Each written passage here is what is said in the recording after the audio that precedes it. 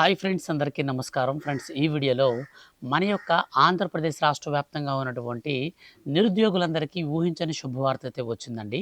మన యొక్క రాష్ట్ర ముఖ్యమంత్రి నారా చంద్రబాబు నాయుడు గారు ఎన్నికల మేనిఫెస్టోలో పొందుపరిచినటువంటి ఈ యొక్క నిరుద్యోగ భృతి పథకానికి సంబంధించి ఎట్టకేలకు ఊహించని శుభవార్తనైతే అందించారు.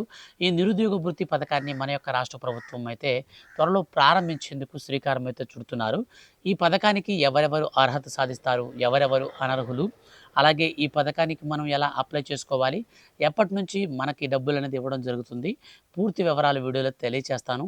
వీడియోని మీరు స్టార్టింగ్ నుంచి ఎండింగ్ వరకు ఎక్కడ కూడా స్కిప్ చేయొద్దు, పూర్తిగా వీడియోని చూడండి. అలాగే ఈ వీడియో కింద ఉన్నటువంటి బ్లాక్ కలర్లో ఉన్న సబ్స్క్రైబ్ బటన్ని క్లిక్ చేసి పక్కనే వచ్చే బెల్ సింబల్ని ఆల్ పైన ట్యాప్ చేసుకుంటే ఏ చిన్న అప్డేట్ అయినా సరే వచ్చిన వెంటనే మిస్ కాకుండా అందరికంటే ముందుగా మీరు తెలుసుకోవచ్చు. అలాగే ఈ వీడియోని మీరు దయచేసి లైక్ చేసి మీ యొక్క ఫ్రెండ్స్ అండ్ ఫ్యామిలీస్లో ఎవరైనా నిరుద్యోగులు ఉంటే వాళ్ళందరికి కూడా ఈ వీడియోని అయితే షేర్ చేయండి. ఇక మనం లేట్ చేయకుండా టాపిక్ని మనం స్టార్ట్ చేద్దాం. ఫ్రెండ్స్, మన యొక్క ఆంధ్రప్రదేశ్ రాష్ట్ర ముఖ్యమంత్రి నారా చంద్రబాబు నాయుడు గారు ఎంతో ప్రతిష్టాత్మకంగా మేము అధికారంలోకి వస్తే ఖచ్చితంగా నిరుద్యోగ భృతి అనే పథకం కింద ప్రతి ఒక్క నిరుద్యోగదారునికి 3,000 రూపాయల వరకు నెలసరి నిరుద్యోగ భృతి కింద డబ్బులను అయితే పంపిణీ చేస్తామని మన యొక్క రాష్ట్ర ముఖ్యమంత్రి నారా చంద్రబాబు నాయుడు గారు అయితే అందించారు. ఈ నేపథ్యంలో ఆయన ప్రకటించిన తరువాత ఇప్పటికే 2 సంవత్సరాలు పూర్తి కావస్తున్నటువంటి నేపథ్యంలో మన యొక్క రాష్ట్ర ప్రభుత్వం ఈ నిరుద్యోగ భృతి పథకానికి సంబంధించి తాజాగా ఒక శుభవార్తనైతే అందించిందండి. సో మన యొక్క ఆంధ్రప్రదేశ్ రాష్ట్ర వ్యాప్తంగా ఉన్నటువంటి నిరుద్యోగులు ఎవరైతే ఉన్నారో సో వారందరికీ కూడా నిరుద్యోగ భృతిని అందించేందుకు రాష్ట్ర ప్రభుత్వం సిద్ధమైంది. అయితే దీనికి సంబంధించి మనకు ఒక అప్డేట్ కూడా రావడం జరిగిందండి.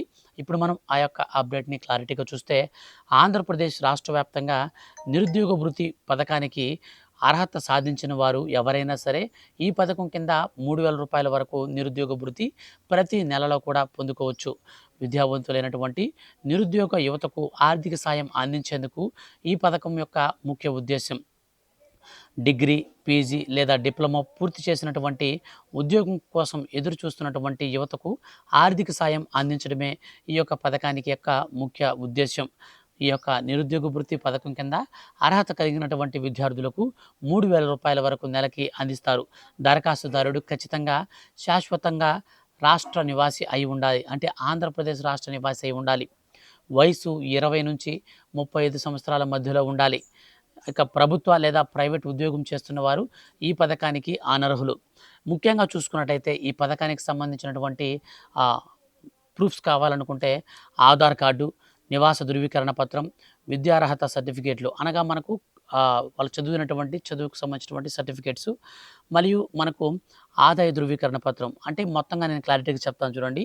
క్యాస్టు, ఇన్కము, అలాగే ఆధార్ కార్డు, బ్యాంక్ అకౌంటు, మీ యొక్క మీకు సంబంధించినటువంటి ఈ పథకానికి సంబంధించి అధికారిక వెబ్సైట్ అంటే మనకు సచివాలయం అయితే దీనికి అప్లై అయితే చేసుకోవాల్సి ఉంటుంది. మనకు మరో 2 రోజుల్లో క్యాబినెట్ అయితే మీటింగ్ కండక్ట్ చేస్తారండి. ఈ క్యాబినెట్ మీటింగ్లో కండక్ట్ చేసిన తర్వాత ఎవరైతే ఎలిజిబిలిటీ సాధిస్తారో సో అటువంటి వారికి ఈ యొక్క పథకాన్ని అయితే మన యొక్క రాష్ట్ర ప్రభుత్వం ప్రారంభించబోతుంది. ఈ పథకం కింద అర్హత కలిగినటువంటి ప్రతి ఒక్క నిరుద్యోగదారునికి మనకు నేరుగా 3,000 రూపాయల చొప్పున డబ్బులు అయితే పంపిణీ చేసేందుకు రాష్ట్ర ప్రభుత్వం సిద్ధమైంది.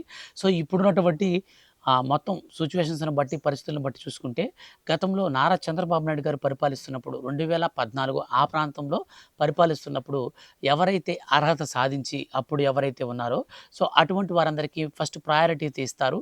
సో మనకు సెకండ్ ప్రయారిటీ కింద ఇప్పుడు కొత్తగా అప్లై చేసుకునే వాళ్ళకైతే ఇస్తారు. మొత్తంగా 35 సంవత్సరాల లోపల మాత్రమే వయసు ఉండాలి. వీళ్ళకి డిగ్రీ అనేది కంప్లీట్ అయిపోయి 20 సంవత్సరాల కంటే పైన ఉండాలి వయసు అనేది.